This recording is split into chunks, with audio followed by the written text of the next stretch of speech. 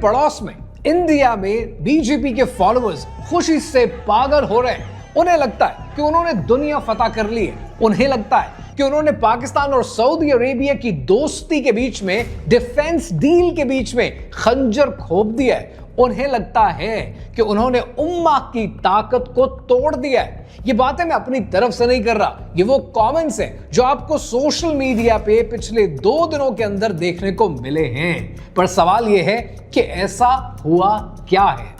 19 जनवरी सन 2026 को यूएई के president Sheikh Mohammad बिन Zaid Al Nahyan अपने प्राइवेट जेट में इंडिया लैंड करते हैं और इस 3 घंटे के अंदर ऐसा कुछ हो जाता है जो आपने सोचा नहीं था।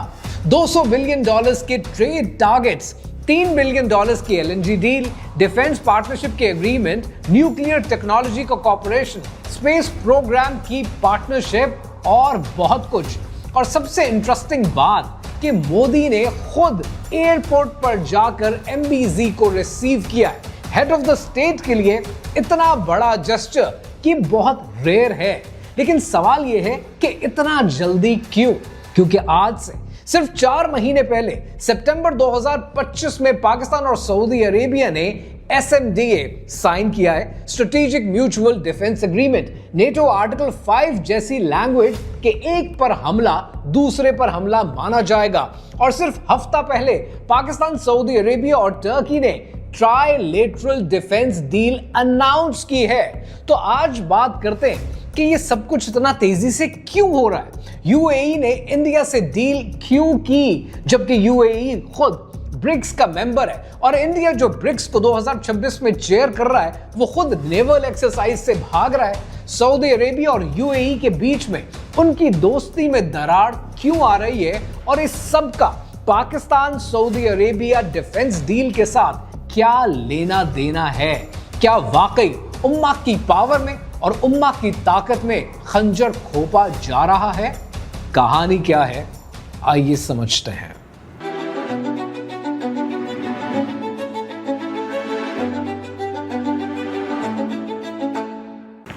सबसे पहले इस डील की डिटेल समझते हैं कि कैसे इस 3 घंटे के ड्यूरेशन के अंदर 1 नहीं, 2 नहीं, 3 नहीं, 12 मेजर आउटकम्स इंडिया ने ट्राई किया अचीव करने के लिए। सबसे पहले strategic defence partnership framework, defence manufacturing, cyber security, counter terrorism, military training, operational interoperability. उसके बाद $200 बिलियन के ट्रेड के टारगेट्स बाय 2032। करंटली दोनों के बीच में $100 बिलियन का ट्रेड है और इसे अगले 6 साल के अंदर डबल करना चाहते हैं। नंबर 3 पर $3 बिलियन के एलएनजी डील, एडनॉक गैस से हिंदुस्तान पेट्रोलियम को 10 साल तक 0.5 million metric tonne LNG yearly basis पे दी जाएगी। यानी अब इंडिया बनेगा यूएई का सबसे बड़ा कस्टमर। उसके बाद nuclear technology corporation, large reactors और स्मॉल मॉड्यूलर रिएक्टर्स SMRs के ऊपर मिलकर काम होगा। फिर space partnership, joint launch complexes, satellite fabrication, space academies. सुनने में लगता है कितना कुछ हो रहा है। इसके अलावा डिजिटल एम्बेसी का कॉन्सेप्ट, जिस पर कई मुल्कों ने काम करने की कोशिश की लेकिन अभी तक किसी को कोई खातिर खा कामयाबी मिली नहीं है। और उसके अलावा ढोलरा इन्वेस्टमेंट, गुजरात में airport, port, MRO facility, small urban township की डेवलपमेंट। इतना कुछ सिर्फ 3 घंटे के अंदर अचीव किया। When something is too good to be true, then it probably is। लेकिन यहां पर एक सवाल बनता है कि ये सब कुछ, इतना कुछ, इतना जल्दी कैसे करने की कोशिश कर रहे हैं। जी न्यूज इंडिया ने खुद लिखा है कि India has deepened its defence and security cooperation with the UAE in response to the Pakistan Saudi Arabia strategic mutual defence agreement. यानी ये बात इंडिया का मीडिया खुद मान रहा है कि ये जो डील पाकिस्तान और सऊदी अरेबिया के बीच में है डिफेंस को लेकर, ये सब उसका रिएक्शन है। अब सबसे पहले समझते हैं कि यूएई ने यह डील इंडिया के साथ क्यों की। दिसंबर 2025 में कुछ ऐसा हुआ जिसने गल्फ की पॉलिटिक्स को हमेशा के लिए बदल कर रख दिया। इस बात को समझने के लिए आपको समझना पड़ेगा कि 2 दिसंबर को क्या हुआ था। 2 दिसंबर सन 2025 को यूएई बैक्ड, और इसको एनालिस्ट कहते हैं कि ये यूएई बैक्ड है, UAE backed southern transitional council STC ने यमन में एक ऑफेंसिव लॉन्च किया हजरुल मौत में और अल महरा प्रोविंसेस में, और वहां पर प्रोविंस पर कब्जा कर लिया। ये वो रीजन है जो सऊदी अरेबिया के बॉर्डर के साथ है। अब जरा इमेजिन करें कि आपके बॉर्डर के साथ एक ऐसा इलाका हो, एक ऐसा रीजन हो जहां पर यूएई बैक्ड एक और मुल्क का बैक्ड एक ऑर्गेनाइजेशन वहां पर कब्जा कर ले तो क्या होगा। सऊदी अरेबिया ने इसको अपनी रेड लाइन डिक्लेयर किया कि हमारी रेड लाइन क्रॉस हो गई है। 30 दिसंबर को सऊदी अरेबिया एयरफोर्स ने यूएई लिंक्ड वेपन शिपमेंट पर बॉम्बिंग की मलक्का पोर्ट पर, और उसके बाद यमन गवर्नमेंट ने यूएई को 24 घंटे का अल्टीमेटम दिया कि सब फोर्सेस को लेकर यूएई बाहर निकल जाए। यूएई ने अपनी फोर्सेस को विड्रॉ किया। एसटीसी का लीडर यानी इदरस अल जुबैदी, उन पर ट्रीजन का चार्ज लगा और वो भागकर यूएई पहुंच गया। क्रिश्चियन साइंस मॉनिटर ने लिखा है कि it started as a spat but quickly spiraled into what some observers are calling a diplomatic divorce between Saudi Arabia and the UAE. अब UAE की प्रॉब्लम को समझते हैं। सऊदी अरेबिया ने पाकिस्तान के साथ डिफेंस डील साइन कर ली। उसके बाद सऊदी अरेबिया ने तुर्की को भी इस बायलेटरल डील में शामिल करके इसे एक ट्राइलेटरल डील बना दिया। सऊदी अरेबिया और यूएई की यमन पॉलिसी में क्लैश है, और सऊदी अरेबिया ने यूएई को पब्लिकली ह्यूमिलिएट किया बॉम्बिंग और फिर 24 घंटे का अल्टीमेटम दिलवाकर। यूएई ने अपने आप को आइसोलेटेड महसूस किया, और एनालिस्ट कहते हैं कि तब यूएई ने सोचा कि हमें एक बड़ी पावरफुल मूव चाहिए, एक बड़ा पावरफुल एलाय चाहिए, और वो पावरफुल मूव उन्हें इंडिया की सूरत में नजर आई। जी न्यूज इंडिया का अपना मीडिया ये एनालिसिस पेश करता है कि UAE is turning India as a strategic partner amid regional uncertainty caused by rivalry with Saudi Arabia over influence in Yemen and beyond, facing potential isolation due to Saudi's new partnership with Turkey and Pakistan. The UAE seeks a powerful, reliable ally. अब कहानी में समझते हैं कि सारी कहानी में India की पोजीशन क्या है, और ये सबसे इंटरेस्टिंग एंगल है कि इंडिया इस सारी डील से करना क्या चाहता है। अब समझते हैं सबसे इंटरेस्टिंग बात। 2026 में इंडिया ब्रिक्स को चेयर कर रहा है, और ब्रिक्स का समिट इंडिया में होने वाला है, और इस समिट में शी जिनपिंग, पुतिन, इन सब ने आना है। लेकिन 9 से लेकर 16 जनवरी 2026 को ब्रिक्स नेवल एक्सरसाइज पे था। Will for piece 2026, will for piece 2026 के नाम से ये नेवल एक्सरसाइजेस साउथ अफ्रीका में जारी थी।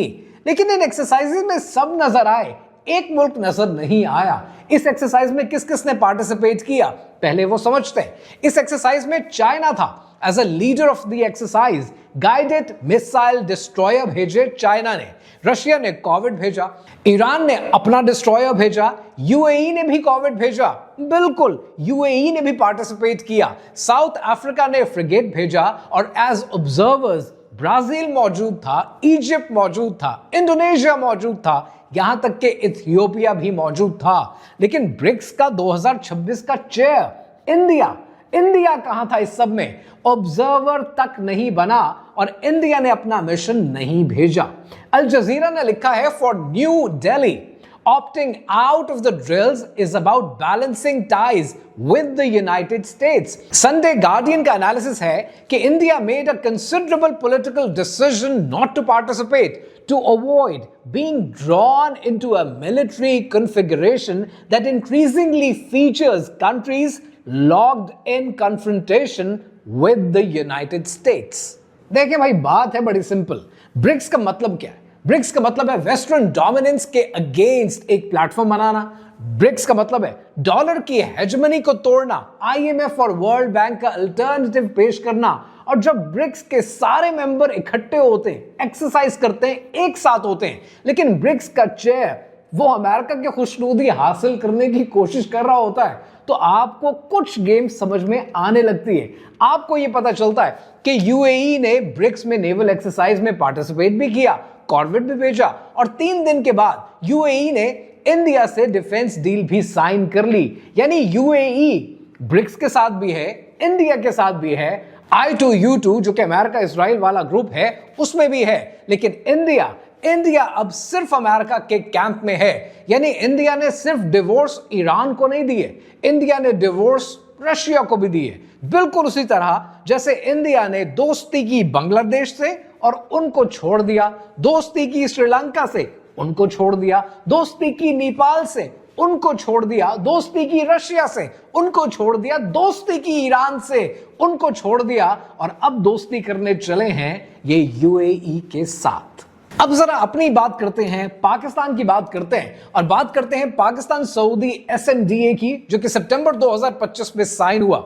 उसकी लैंग्वेज कहती है कि any aggression against either country shall be considered an aggression against both. और अब ये ट्राइलेटरल एग्रीमेंट बनने जा रहा है 2026 में। According to Dawn newspaper, draft agreement तीनों मुल्कों के पास है, अनाउंस हो चुका है, और उसके बाद बहुत जल्दी मंजर आम पर भी आ जाएगा। ब्लूमबर्ग इसको रिपोर्ट करता है और कहता है कि Saudi Arabia brings financial cloud, Pakistan has nuclear capability, ballistic missiles and manpower, while Turkey has military experience and has developed a defense industry। और ये जो लैंग्वेज है ना कि एक पर अटैक दूसरे मुल्क पर भी अटैक समझा जाएगा, ये नेटो आर्टिकल 5 जैसी लैंग्वेज है, यानी mutual defence clause. I know I should not be the one breaking this news to all the BJP followers, लेकिन बात यह है कि अगर आप इस पूरे एग्रीमेंट को खोलकर पढ़ लें कि जो यूएई और इंडिया के साथ है, आपस में साइन हुआ है, you would be surprised कि ये सिर्फ एक लेटर ऑफ इंटेंट है, एक फ्रेमवर्क एग्रीमेंट की तरफ काम अभी होना है। खुद इंडिया के फॉरेन सेक्रेटरी विक्रम मिस्री ने क्या कहा है, जरा खुद सुन लीजिए। To work on concluding a framework agreement for strategic defense partnership in order to expand the existing bilateral defense cooperation. वो कहते हैं कि this document is not a response to any event that may have taken place in the region, a natural evolution of already strong defense partnerships. वो बात करते हैं कि इसका फोकस एरिया ही डिफरेंट है। इसका फोकस एरिया है defence industrial collaboration, technology, training, cyber security, counter terrorism for that matter. इसके अलावा कुछ नहीं, कोई म्यूचुअल डिफेंस क्लॉज अभी तक इसमें शामिल नहीं है। सो इस पूरी वीडियो से आपको क्या की टेकअवेज मिलते हैं? पहला टेकअवे ये कि पाकिस्तान सऊदी तुर्की अलायंस जो बनने जा रहा है, ये न सिर्फ इकोनॉमीज को स्टेबिलिटी देता है, बल्कि ये इस्लामिक नेटो की तरफ, उम्मा की तरफ भी पहला कदम है। दूसरा की टेकअवे ये है कि इंडिया और यूएई के बीच में होने वाली डील ये डेस्परेशन को शो करती है। इतनी जल्दी थी मोदी जी, इतनी क्या जल्दी थी कि एक डील में इतना कुछ आपने डाल दिया। यूएई को शायद अपनी आइसोलेशन खत्म करनी है अकॉर्डिंग टू द एनालिस्ट, और इंडिया को कुछ बड़ा चाहिए था टू शो द अमेरिकन्स कि हम आपके साथ हैं, हम सऊदी अरेबिया को भी छोड़ने को तैयार हैं, हम रशिया को भी छोड़ने को तैयार हैं, हम ईरान को भी छोड़ने को तैयार हैं, लेकिन हम अमेरिका को छोड़ने के लिए तैयार नहीं हैं। इसके अलावा एक और की टेकअवे वो ये कि India has probably made a blunder, और उसकी वजह यह है कि सऊदी अरेबिया और यूएई के बीच में अगर गल्फ की पॉलिटिक्स बदलती है, अगर रिफ्ट्स बढ़ती हैं, तो सऊदी इंडियन रिलेशनशिप पे उसका डायरेक्ट असर पड़ेगा। But probably India has not calculated it. As I said, Modi ji आप पैनिक कर गए। And lastly, which is more important, India is still playing the double game. एक तरफ वो ब्रिक्स को चेयर भी करना चाहता है, दूसरी तरफ नेवल एक्सरसाइजेस में पार्टिसिपेट नहीं करना चाहता, यूनाइटेड स्टेट्स को खुश करना चाहता है, रशिया को छोड़ना चाहता है, ईरान को छोड़ना चाहता है, बांग्लादेश को छोड़ना चाहता है, नेपाल को छोड़ना चाहता है, श्रीलंका को छोड़ना चाहता है, and the list goes on. मैं मजबूर हूं ये कहने के लिए कि इंडिया जिससे दोस्ती करता है उसे धोखा देता है। सो जब तक बीजेपी की गवर्नमेंट है, बीजेपी की गवर्नमेंट को अपनी फॉरेन पॉलिसी बदलने की जरूरत है, वरना आप खित्ते में बड़ी पोजीशन तो क्या, किसी के लिए काबिले एतमाद भी नहीं रहेंगे। इंडिया ने चार बाहर की पोर्ट छोड़कर सिर्फ अपना नुकसान नहीं किया, इंडिया ने अफगानिस्तान की अल्टरनेट सप्लाई लाइन को भी बंद कर दिया और अफगानियों को भी धोखा दे दिया। दुनिया की पॉलिटिक्स कॉन्टिन्यूस बेसिस पे बदल रही है, जियो पॉलिटिक्स में रोज नई तब्दीलियां आ रही हैं और इतनी टेक्टोनिक चेंजेस को इंडिया गलत समझ रहा है। And that's why I am forced to say that prime minister Modi needs to change his advisers, क्योंकि जो दुनिया की पॉलिटिक्स बदल रही है, India is reading it wrong.